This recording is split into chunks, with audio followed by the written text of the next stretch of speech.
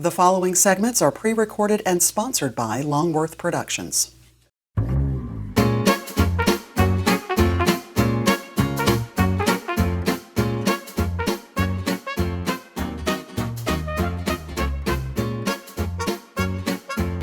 Hello everyone, I'm Jim Longworth and welcome to a special voter education edition of Triad Today, coming to you once again from the beautiful Cedar Botanical Garden here in Kernersville.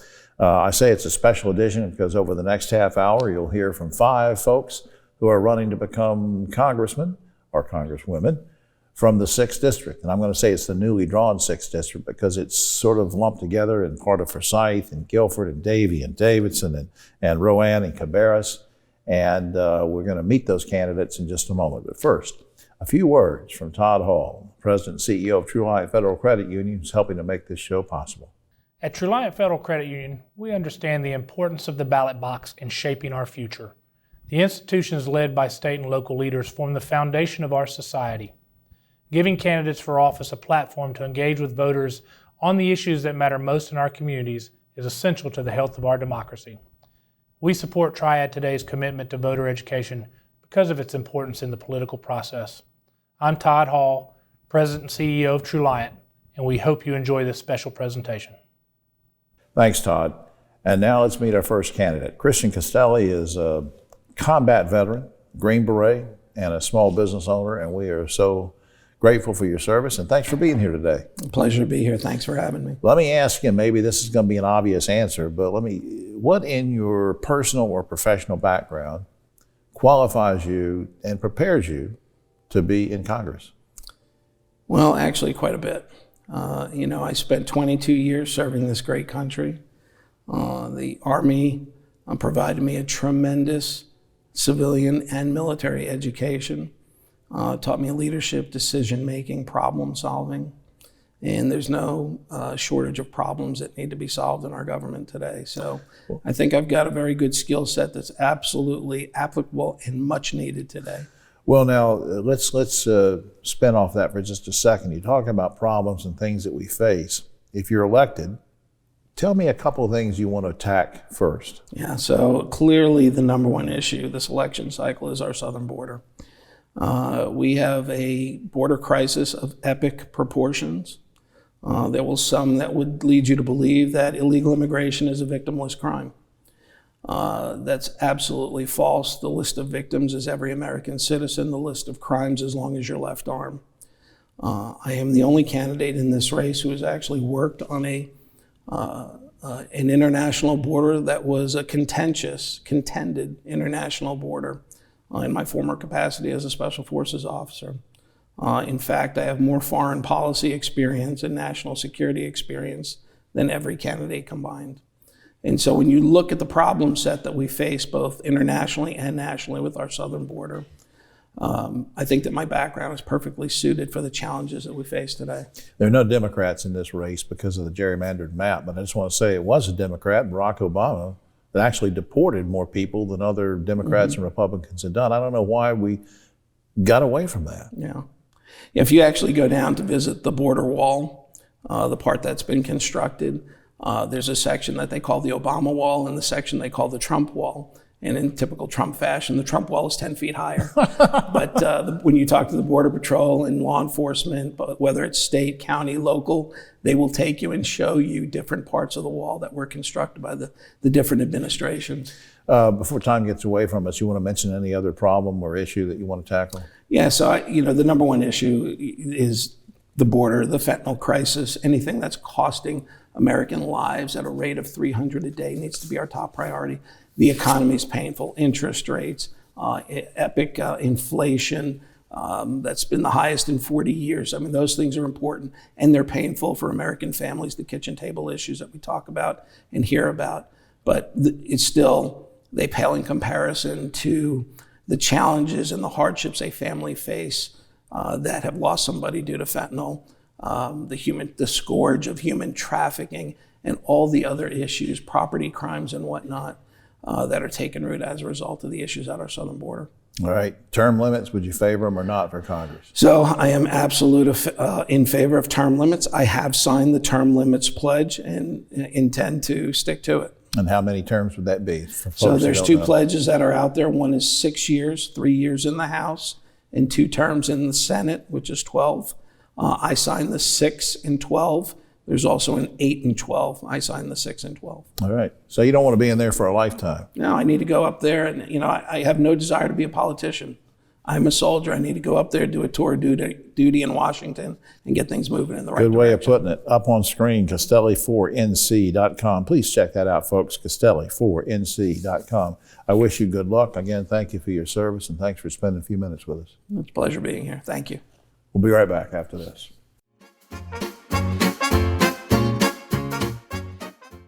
Banking is like going for a swim. You don't need all the complicated stuff, but you don't want to feel exposed either. At Truliant, we give you just what you need, so you can manage your money on the go or stop by a branch whenever you need to. It's all about having options, while also keeping life simple with low rates, free financial advice, and friendly faces. So check out Truliant. We have just what you need.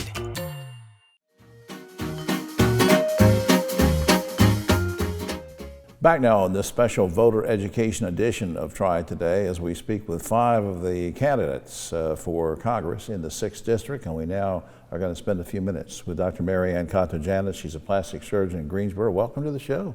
Thank you. Welcome, Jim. Thank you for inviting me. And we'll give a plug to your family restaurant. Tell the name. The Acropolis Restaurant, 416 North Eugene Street, across from that ballpark. Why didn't you bring some food then? No. Well, I would have. That's right. All right, now, first question is, what in your background or career has prepared you to serve in Congress? I'm a surgeon. And so, well, 2 things have actually. Before I became a surgeon, my family. My parents were extremely good people. They immigrated from Greece and came to America, and I'm the result of that American dream. But what they taught us, Greek restaurants are always closed on Sunday for the most part, right? And that's because it was a day to spend with their family. So they said, you must always love your family, you must love God. We all went to church together, and never forget to love your country. Because his country has given us so much. That was the moral compass for me in my life. Now we fast forward to surgical training. So I did general surgery first, and then I had to do that residency, and then we add on plastic surgery residency to that. Let me tell you, that was tough. I was the first woman to finish my plastic surgery program. Right. So there were some tough times, and as a woman going through was a little bit more difficult than as a man going through, but that's okay, because I rolled in the mud with the best of them. So that rolling in the mud, then that will toughen you up for Congress. Give me an example of an issue that you would like to tackle if you're elected. Give me what's important that you want to go after. Well, the most important one is closing our border and securing our national security. I mean, our national personal securities right now are off. They're so compromised. That's the number one thing for me. Right. Let's talk about federal minimum wage for a second. It's at $7.25. Now, I know each state does its own thing. The federal minimum wage, $7.25. After taxes, a person making that is clearly $13,000 a year, Mary Ann. What would you do? I mean, would you raise the federal minimum, and if so, to what?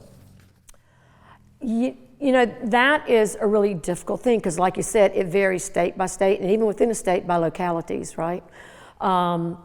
Perhaps we may need to look at raising it, but maybe it would be a better partnership to work with states instead of raising the federal minimum wage, to really work in partnership with our state houses and senates to be sure that every state has got a good minimum wage. Before time gets away from us, social media and the internet is a big deal right now. A lot of parents are blaming social media for things that are happening, bad things that are happening to kids. Should social media and the internet be regulated by the FCC the same way they do TV and radio? I think there needs to be regulation. I know there needs to be regulation. I mean, Mark Zuckerberg apologized, right, in his hearing in Congress. And the right vehicle is something I think to be determined, but yes, it needs to be regulated. Yeah. What about term limits for Congress? Would you favor them? And if so, how many terms? There is a point where people are there just too long. They get entrenched in things. The difficult part is saying how long, right? Right. The most important issue in all that is voters can vote them in or out, right? You're not doing a good job, and so voters have that power to take care of it. Currently looking at what some of the propositions are, like 2 terms in the Senate, 12 years, 6 in the House. That's only 6 years. Some have it, I think, 4 in the House. If you made it equal, would be, I think, acceptable to most people. Right. It's a matter of 12 and 6 is not appropriate. All right, we have about 30 seconds left. Just capsulize for me why you're running for Congress. I'm running because I'm so concerned about the direction this country is going in, like 70% of Americans now. And I want to go and I want to make a difference for it. I want to be there and I want to take and make our district better, but our country better, and our country safe and powerful again. Well, that's a good thought. Now, I want to put up on screen, if you want more information about Mary Ann, you can go to Dr. Mary Ann, that's Dr. MaryAnnForCongress.com. I'll say it again, Dr. MaryAnnForCongress.com to learn all about Mary Ann, her policies, what she wants to do, and I certainly appreciate you spending a few minutes with us on Triad Today. Absolutely. Thank you for your time, Jim. Okay. We'll be right back after this.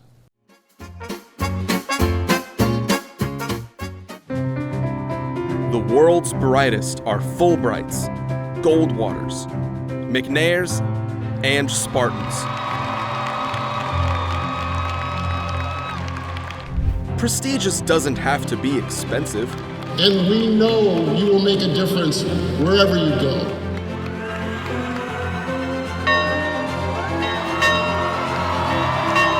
UNCG. Find your way here.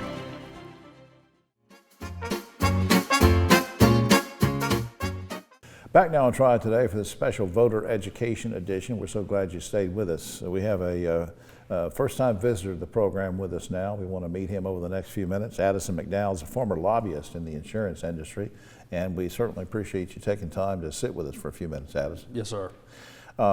First, tell me what about your personal or professional background prepares you to run for Congress and be a congressman? Sure. So I spent 4 years working with now Senator Ted Budd in his district office that includes much of the new 6th district. Right. And so, I got to know the problems that folks in that district have with navigating the bureaucracy of the federal government, but also grew up there and have a connection to the district that's unique in this race. I went to North Davidson, graduated, played football there, and love where I'm from. What position did you play on? So I was a center and a long snapper. Okay. They wanted me to try out for football. My sport was baseball. I was afraid to try out for football because I said, you can get hurt, can't you? They said, yeah. I said, well, I took the pads off and left. Now, tell me something about, you said you know about the problems of people in this district. Sure. If you get elected, what are the first couple things you want to tackle? Sure. Well, so what we want to do very first is build a constituent services office that is efficient, and I'll demand that from my staff. So people have access absolutely. to it. And so when people, when they come into a congressional office, they're not calling a congressman because they're having a good day. They're calling them their congressperson's office. They're calling them to get help navigating a federal agency. And we're going to put together a team that does that no matter who you are. That's cool. We're going to help you. All right. What about national problems that you want to try to solve or work on Absolutely. that you see right now need to be fixed? Well, for me, it's the border, the crisis at the southern border. We have to secure the border. And for me, it's a personal thing. Today would be my little brother Luke's 28th birthday. And we lost Luke to fentanyl that was likely manufactured in China and smuggled up through Mexico. Right. And so for me, the border is the most important problem we face.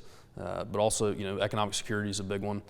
But the border, the amount of people that have reached out to me since we've started our TV ad and just said, hey, this happened to my family too. It happened to me too. Yeah, very tragic, and it's a good point you're making. It is a national security threat. If you get elected, I know you want to serve, but what about term limits? Would you put term limits on yourself? So I've signed the term limits pledge happily.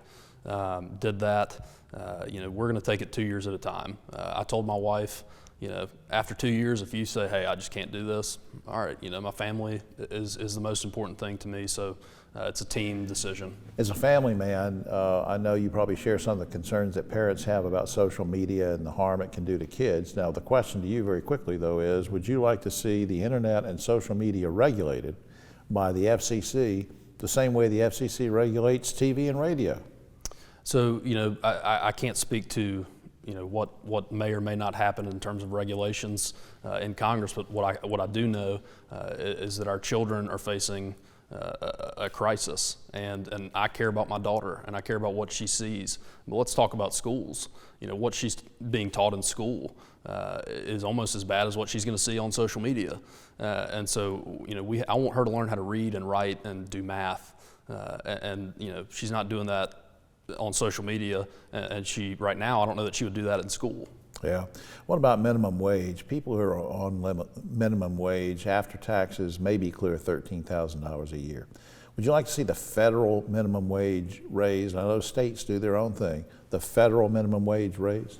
So I can't speak to legislation that may or may not come before me, but no, I wouldn't want the federal government to be involved in that at all. I don't see, what does a member of Congress from North Carolina know about Alaska, and what does someone in Alaska know about the 6th District? Somebody's small business. Sure. And, yeah, I got you. Look, I appreciate you doing this. I want to put up on screen for people who want more information. You can go to McDowell4NC.com, and that's spelled out FOR4, McDowell4NC.com to tell you more about Addison, his positions, why he's running, and his bio and all that kind of thing. I wish you luck, and I appreciate you spending a few minutes with us. Yes, sir. Thanks, Jim. All right. We'll be right back after this.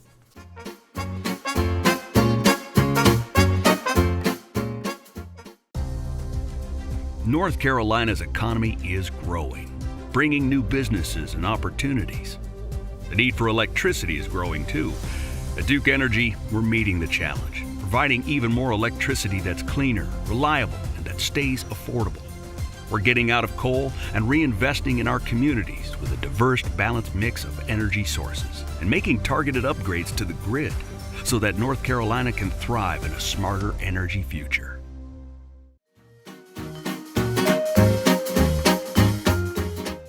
Back now on this special voter education edition of Triad Today, and we're going to spend a few minutes with someone who's been a guest to this show before because of his former position. We're talking about Jay Wagner, who's a former mayor of High Point and an attorney. Good to see you again. Good to see you too.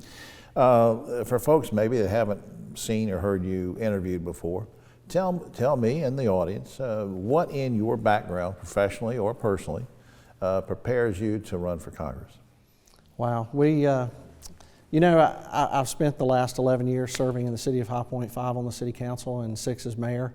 The new district is all former mill towns, from Kernersville and High Point to Moxville all the way down to Kannapolis, and had a very successful record of economic development and supporting the police, doing the things that a good mayor does in the city of High Point. And I'm ready to try to bring that to the rest of the district.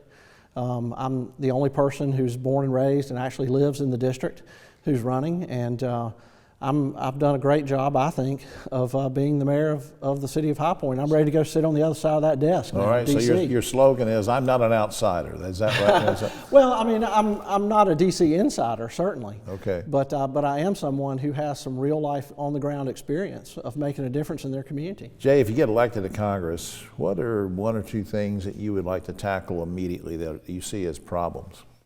Well, I think the southern border is the biggest problem that everybody's talking about right now. That is something that we've got to get much more serious about. And there's policy differences between the two parties as to whether, one party seems to want to shut the border down, the other party seems to want to manage the inflow. So I think we have to have a very hard discussion about what the policy of the country should be, and then be able to act on that. And the other thing would be, again, I've been a successful mayor of one of our cities, and our cities still struggle. We lost a lot of jobs in the last 30 years. We lost part of our identity, part of our culture. Right. And I'm ready. My heart is with those towns. That's my home. And I want to be in a position to be able to meet with all of those folks, the city councils, the mayors, help them develop what their agenda in DC is going to be and how I can help them from DC to help to improve their towns. Yeah, because you can talk the municipal language with them. That's right. I've done it, and you're right. We talk the same language. Let's talk about now. Since you mentioned that you've tried to work on bringing jobs to High Point, which you've done successfully. Let's talk about jobs. Let's talk about minimum wage. Not the state minimum wage, the federal minimum wage. If you get elected to Congress, would you like to see the federal minimum wage be raised from $7.25 an hour, which is only like $13,000 after taxes? Would you like to see the federal minimum wage changed? No, I really don't. I think that the minimum wage is something that really ought to be controlled by the market. Most people are making well above that now. I think the federal minimum wage mostly is for people who are just entering the job market. A lot of teenagers are making. I used to work for minimum wage. Remember when it was $3.15 an hour, yeah. And that's what I made working at a movie theater. Yeah, and that's probably what I was worth at that time. So. Yeah, that's right. Mine was. I used to work for $1.25 an hour, which is pretty much the same as right now. That's right. Now let's talk about social media. Parents are upset. They're blaming what's happening to their kids on social media. There was a hearing from the Senate, a couple weeks ago.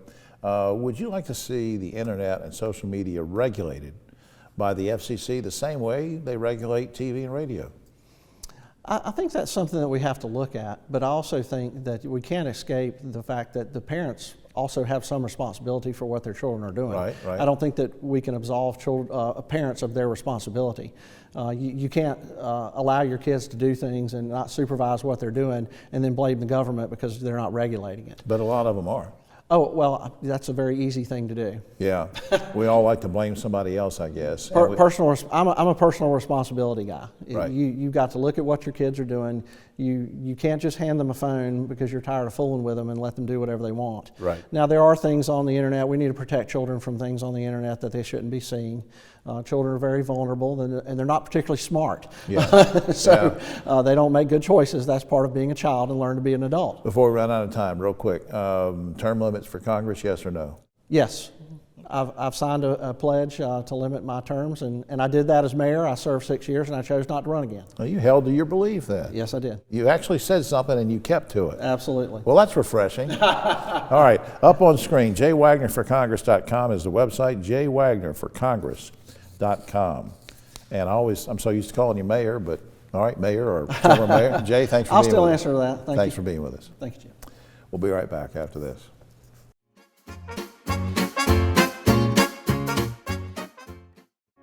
Hi, I'm Jim Longworth, reminding you that Triad Today is now streaming on WFMY Plus, available free on Roku and Amazon Fire TV.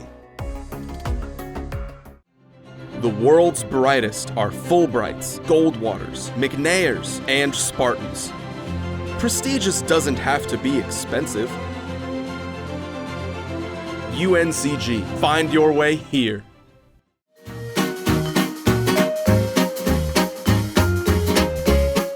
Back now in the special voter education edition of Triad Today. So glad you stayed with us. And right now we're going to spend a few minutes with a friend of ours who's been on the show many, many times before in another capacity, which is similar to the capacity he wants to serve now. It gets confusing. We'll clear that up. Mark Walker is with us, former congressman. Good to see you, sir. Jim, it's always a pleasure. What in your background, which I guess is an obvious question since you served in Congress, but you're also a minister, so what in your background, personal or professional, prepares you to go back to Congress? Well, I think it comes down to service. Knowing this community, serving this community, 16 years as a pastor, 16 years as a member of Congress, closing over 1,800 veterans cases, which we think was a record in that amount of time. We don't talk about it as much because it's now who's got the largest social media profile, but this is still a position about serving your community. Absolutely. Something we're very proud of. Yeah, absolutely. Now, there's so many things that we have problems with these days that need to be fixed, need to be addressed.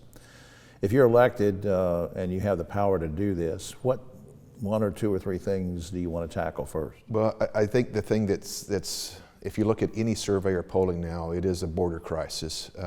When you have even our Democrat mayors in New York and Chicago say, look, we got to resolve this. And at first, everybody went after Governor Abbott for doing this, but I think he exposed the problem that we're dealing with right now. And that is something that, being the former ranking member on Intelligence and Counterterrorism for Homeland Security Subcommittee, being at the border, seeing these agents having to take care of children, change diapers, and all the different things as opposed to doing their job, it's reached a place that it has to be resolved very quickly. What is it, like 2 million a year they're coming in plus, 2 million just plus? 300,000 in the last month of December. That's the ones we know about. The drug cartels control the entire Rio Grande Valley and southern border, and the amount of fentanyl that we're seeing, also ports of entry as well, but the human trafficking, some of the things, even if you're looking at it just from a humanitarian standpoint, we have to resolve this. What else bothers you that you want to work on? I think one of the things is economically. We're headed to a place, a financial cliff at some point, that we're not going to be able to pay the debt back. I'm the last member to get a balanced budget amendment to the floor for a vote. Our state has to operate that way. And I think it's really to a place that we've got to be able to say what's important here, what do we have to do? Sometimes that makes some adjustments or some cuts even from time to time. So everything's got to be on the table. That's the way that I led, because I made a promise to the people. We kept it then. We're going to keep it again, that we're going to be a fiscal responsible member of Congress. And not to do a commercial for you or anything, but you always did work well on both sides of the aisle, which I think people appreciated too. Let me ask you, the federal minimum wage is $7.25, which means after taxes, you'd be making like $13,000 a year. Mark, would you like to see the federal minimum wage be raised, and if so, to what?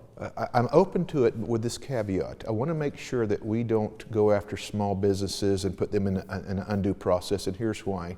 2/3 of the jobs, nearly 70% in the 6th district, are small businesses. You're running a yogurt stand and you got 3 or 4 people, and all of a sudden you're having to increase wages 34%. You may have to close that. Right. But for certain industries, I think it's a reasonable conversation. Social media and the internet frightens people, especially parents. Of course, you know about the Senate hearing recently with that. Parents were blaming social media for what's happened to their kids. Do you think social media and the internet should be regulated by the FCC the same way as TV and radio? I think we've reached a place where we have to. There are countless issues that we're seeing with children, with young folks, and even many adults who this has consumed, but also has created a place for racketeering. It's created a place for trafficking. The way that's utilized, the bad guys are always going to use any kind of medium. So I do think government has a role to making sure we're putting some stopgaps there for protection. You and I've talked about this before in years past, term limits. Yes. If you're elected and somebody said we're going to put a bill forward on term limits, would you support it, and how many terms? I would. I think it varies. I'm back and forth between 3 terms and 6 terms in the House. That's 6 years to 12 years. We were blessed to have a chance to be in leadership pretty quickly on, but I think it takes some time to be able to navigate, to be able to lead in a way that you feel like you're serving your community. But I do not approve in any situation where this is a lifelong, it was never designed that for our founding fathers. Right. You're right. Up on screen, if you want more information about Mark and his policies and personal bio, Walker4, that's the number 4nc.com, Walker4nc.com. Please check that out. I appreciate you being with us, and good luck. Always, Jim. Thank you, my friend. And I want to take just a few moments to thank Todd Hall and Atticus Simpson, all the great folks at Triad Federal Credit Union for helping to make this show possible. We really do appreciate their help. We thank you for watching, and please, everybody, remember to go vote on March 5th. For all of us here at Triad Today, I'm Jim Longworth. We'll see you next week.